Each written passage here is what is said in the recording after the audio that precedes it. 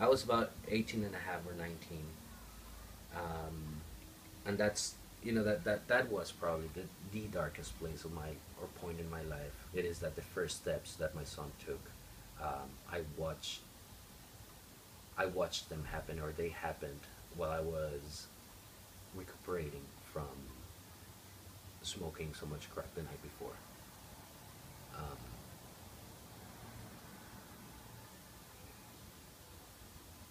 so yeah, I remember that that was really the hardest thing that I would beat myself up about. So when you're undocumented, after a while of working at one place, your employers will get a letter from the federal government saying that X and Y employee don't match their social security, don't match the the records. So you have a couple of weeks to fix that issue, or you will get fired. So my mother she was working at the San Francisco airport, preparing the food for the airplanes, and then she was working at Savers, the second-hand store. Um, and those two employers got the letter within the same week. So she lost both of her jobs. There was no income. She started working on El Camino Real, on the street where you see all the guys standing in the corners for work in the mornings.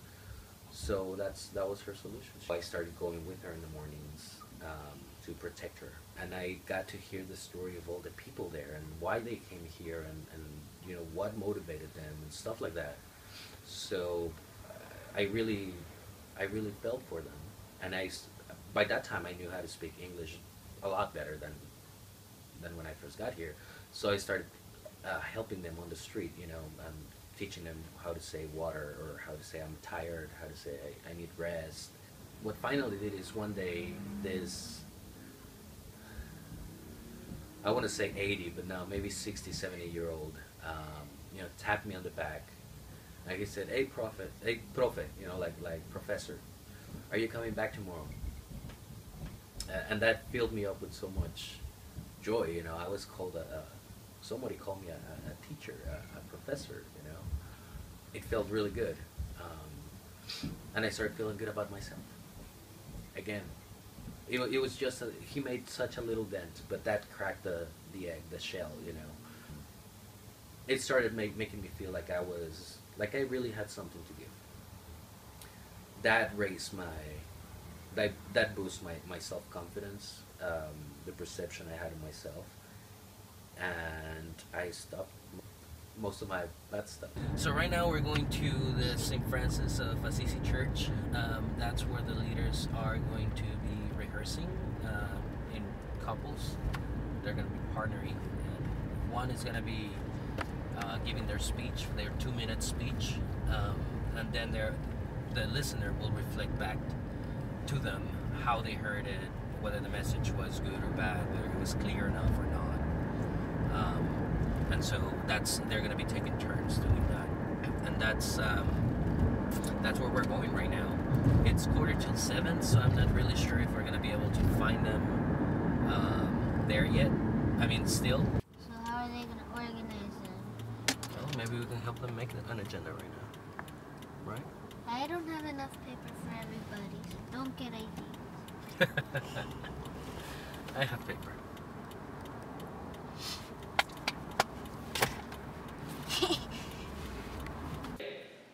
Manuel, y ahora tenemos que nos falta.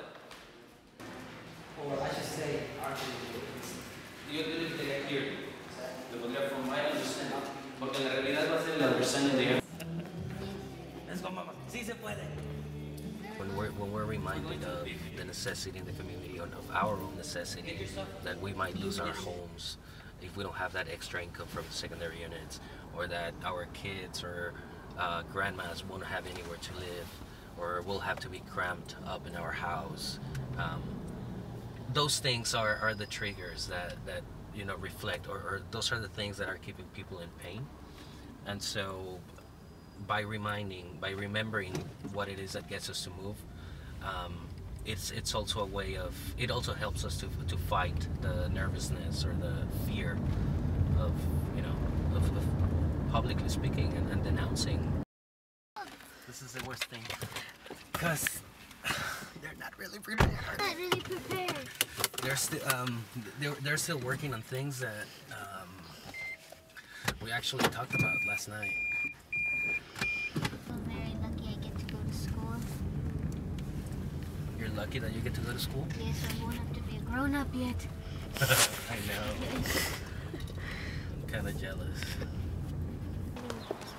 I don't know.